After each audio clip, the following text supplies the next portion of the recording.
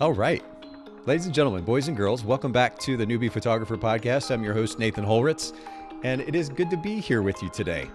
First of all, I'm excited about this project, the Noobie Photographer Podcast, because we're doing something a little bit different. We've actually got a show dedicated specifically to new photographers in the first 3 years of business. So if you're trying to get your business off the ground, or maybe you've already launched it and you're trying to build that thing that you've dreamed of, this is the show for you.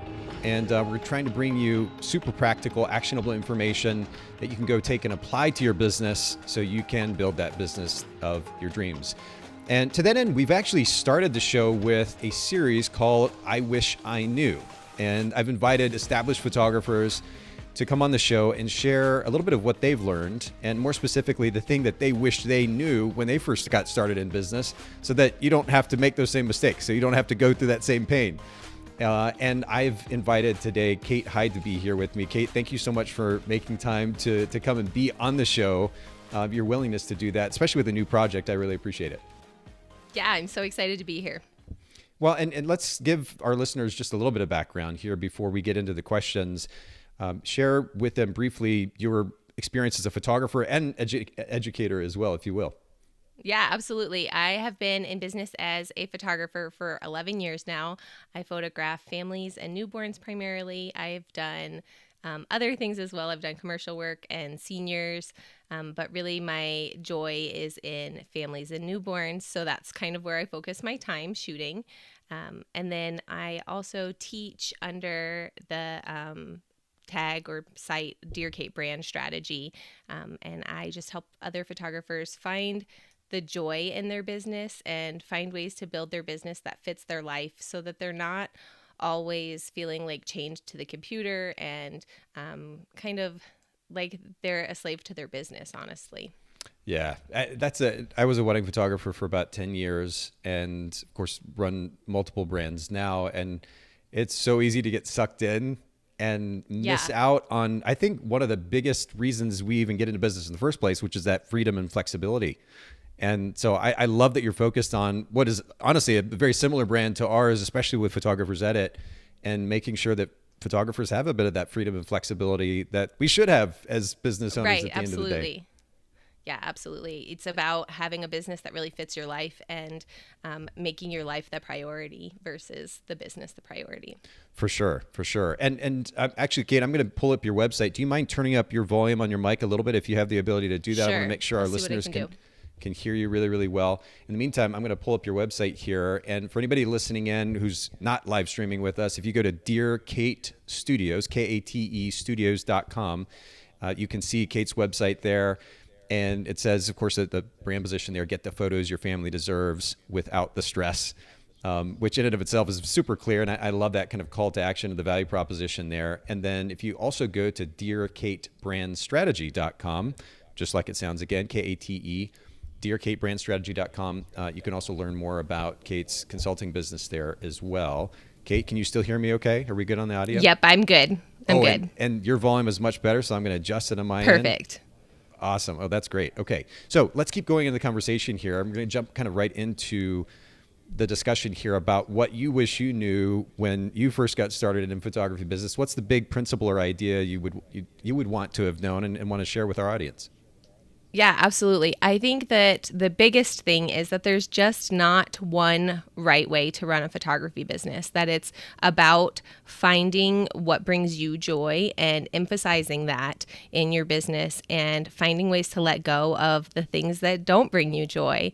I know that when I started, I was trying to chase what everyone else was doing and find the things that other photographers were doing that were successful for them, and thinking that I'd be able to just apply those same concepts to my business and have the same success.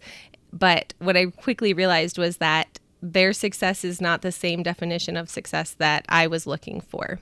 Yeah, and man, I know that our episodes are short here on the Noobie Podcast, but this is a conversation we could probably easily spend a couple hours on because there are so many different elements to it.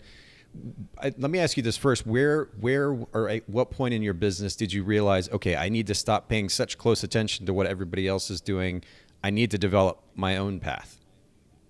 Yeah, I think I was probably, it was 2016. So I was about 5 years in, honestly, to shooting. And I started slow with my business because I had a 1-year-old at the time and I had 2 more babies after starting my business. So I started very part-time, but I was really like focused on learning what everyone else was doing in those first 5 years.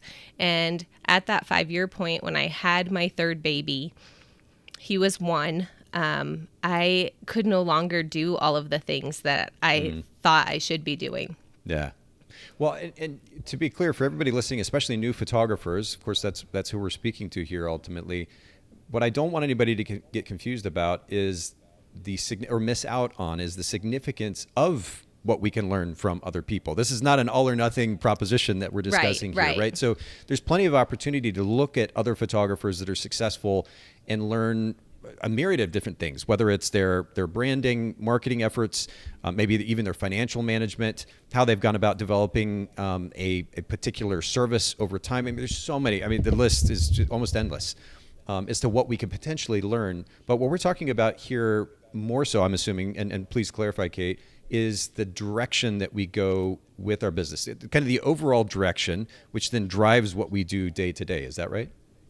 Yeah, absolutely. So I do absolutely learn from other photographers. And what I learned in those first years following everyone and trying to copy things was very beneficial for me to learn what I didn't want to do. A lot of the time, things like being told that in-person sales is really crucial to running your business and making money, being told never to show unedited images, there's just little things along the way that you take in and like believe as rules, and they're not necessarily true. They don't have to apply to you that way. If that doesn't fit your priorities and your values, you can twist things and make things work for you. Does that make sense? Yeah, well, you mentioned something there, which is values. And this is something that I've talked with photographers quite a bit about. It's easy, I think, for us to get distracted by what other photographers are doing or saying if we haven't first established certainly our values personally and professionally, but then ultimately set kind of, I refer to it as a big picture view. So a kind of overarching set of goals that are driving why we're running a business, and then as a result, how we're running a business. And if we have that first, if we've established that first, it acts as a natural filter so that when we hear somebody say something to us, we can run that information through the filter, which is the set of goals, the things that we're trying to accomplish individually and then as a business owner. And that makes life a lot simpler, because if we don't have that, then it's like, oh, shoot, like I just heard I'm supposed to use this preset. I'm supposed to go to this conference. I'm supposed to buy this piece of gear. I'm supposed to go do this thing with my business. In-person sales is interesting. You mentioned that because as a photographer for myself, we decided not to go that route with our business. And we actually did quite well for ourselves not going that route. I know in hindsight, especially having talked with so many photographers now as a podcaster, that certainly we missed out on the potential for thousands of dollars in revenue as a result of not doing that. But our intention was very clear. It was to create a business model that didn't require as much time. We wanted the freedom, the flexibility. So we chose not to spend that additional time after we photographed a wedding or after we photographed a portrait session to do this kind of extensive IPS, the in-person sales process. That was a choice we made. And there are trade-offs for sure, but it was intentional in the sense that we didn't want to spend that additional time. But unless we've decided our overarching set of goals, established our values, to your point, we don't know whether or not to filter out that particular thing. And I think that's what photographers need to understand. Right, absolutely. When I was in those early years, I did try in-person sales, even though everything in my being was like, I don't want to sit in a sales appointment. I don't want to schedule the time for that. I don't like placing orders, and I don't like delivering products. I don't like dealing with the postal system. All of that. Like, there were so many things that I kept telling myself that's a no for me for in-person sales. I still did it anyway to try it and to see how it would work. And it didn't work for me because, again, it didn't align with my values and my priorities. I wanted to spend my time that I was away from the home shooting, not in an ordering appointment. And so that was a big awakening for me. For sure. And I'm so sorry. I didn't mean to interrupt you there. Yeah, absolutely. No, totally fine. No, absolutely. But you had that clarity, which then drove that decision, which I think is super important. So new photographers listening in, keep that principle, that idea in mind. That makes such a big difference in our lives as entrepreneurs, no matter the type of business you're running. It will help clarify how you spend your time if you have the filter to run through, which is your overarching set of values and goals. But you know what, Kate, let's kind of dig into this just a little bit more. I'd love to understand, and certainly for our listeners' sake, how you then applied this realization. You realize, okay, look, I can't just listen to any and everything that everybody is telling me I should do. I've got to weed through that. I've got to decide what of that to take and apply and what not to. How did you ultimately apply this to your business? Can you share some takeaways from that? Yeah, absolutely. So one thing that I did was actually sit down and write down what my priorities were and what my values were, what was the most important thing for me to get from a photo session, and what was the most important thing for me to deliver to my clients from a photo session. And that kind of helped drive the decision-making behind my photography business to where now I want my clients to have beautiful images. I want them to have a fun and stress-free session. I want them to not worry about if they're going to love all of the images. And I don't want them to feel like they're committed to a bunch of images that maybe they don't like. So I offer a session fee, and then they get to choose their images after the session. That was one big driving thing that changed things for me. Along with that, I do soft proofing now, so I show my clients their images before they're fully edited. And I used to be really worried about that, about showing things that weren't complete.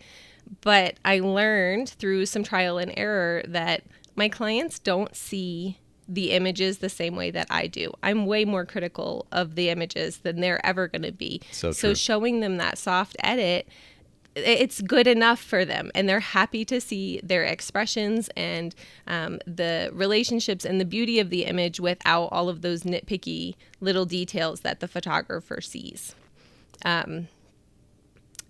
So being able to deliver images faster was a huge thing for me, because having been on the other end of receiving photos, I hate that wait. I hate waiting for my photo gallery to come through, and a sneak peek is never going to be enough. So it makes it a priority for me to deliver that proofing gallery within like 24 to 48 hours to my clients. And I can do that with soft proofing. Very, very cool.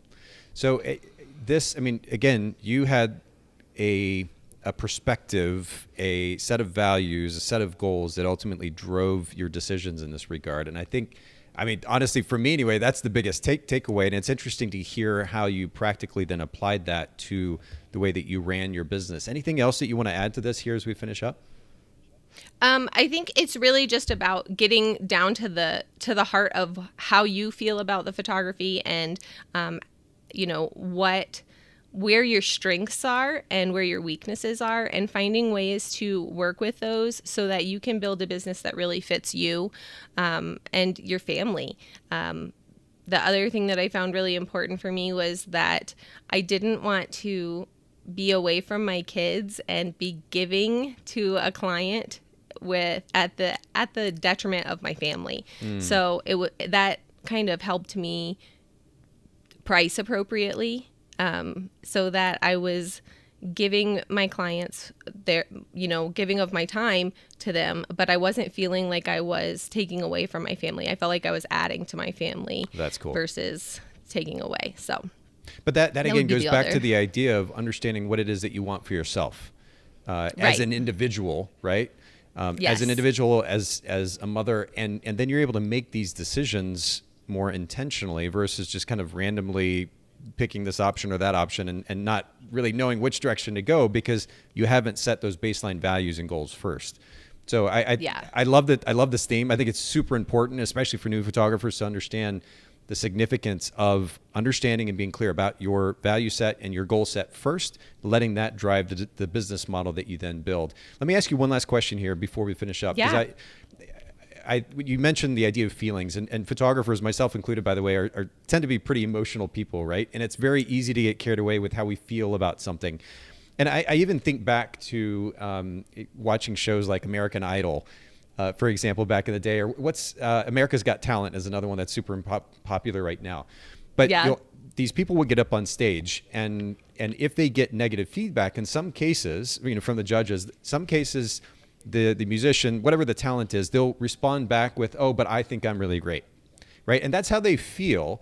There's how somebody feels, and then there's kind of an objective reality. And as photographers, we can talk about how we feel about any given element of running a photography business. And then there's kind of objective reality, and more specifically, what the marketplace wants. And you even gave a small example of that a second ago, talking about how most clients don't notice these nuances that we put so much weight on when it comes to post-production. And that's an interesting conversation all by itself. We'll leave that alone for now. But the reason I bring this up is I'm curious, because if a photographer is to make an intelligent decision about what direction to take their business, to consider how they build a business model, they can't just simply do that based on how they feel. They can't just listen to a photographer and say, I don't really feel like taking that information in. We have to come up with a system that's a little bit more objective than that. First of all, the goals and values that we talked about.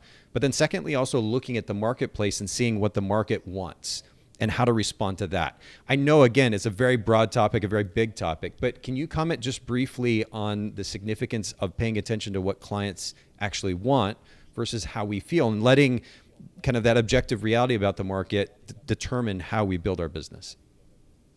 Absolutely. So one thing that I would say is that I always ask for feedback from clients. When I was making big changes back in 2016, I sent out a big survey to all of my past clients, asking them, what they appreciated, what they would change. And a lot of them said they would have liked to see their images sooner. And then on the other end of it, I think hiring a photographer for yourself and going through that process and seeing where you would change the experience was very beneficial to me as a photographer, to create that experience for my clients from the other end, if that makes sense. It does make sense. But I'm still stuck on the first point that you made, which I think is a fascinating example, which is that, again, as photographers, we assume that all these tiny little nuanced details about how we process an image matter, when really that's about us and how we feel. It has little to do with what the client wants. And because you actually took the time to ask clients what they want, you heard from them, they actually want the faster turnaround time. That's what mattered to them. Yep. And so you're, again, able to structure your business accordingly. And I think that's a wonderful, wonderful example for all of our listeners. So I appreciate you sharing that. I appreciate you sharing your perspective today. Remind our listeners one more time, in particular, about how they can reach out to you and learn a little bit more about the consulting and education that you offer, if you will. Yeah, absolutely. So you can find me at Dear Kate Brand Strategy anywhere. I'm mostly on TikTok, but I'm also on Instagram, Pinterest, all of the places. You can find out more about my course, Softproofing Made Simple, at softproofingmadesimple.com. And I have new group programs coming up soon. I'm excited for all of those adventures, but just follow me on social, and that's the best way to get in touch with me. Perfect. I really appreciate that, Kate. Thank you for the very practical, actionable advice for our listeners. And everybody, make sure you go follow Kate. Reach out to her if you've got any questions. Everybody have an absolutely wonderful day.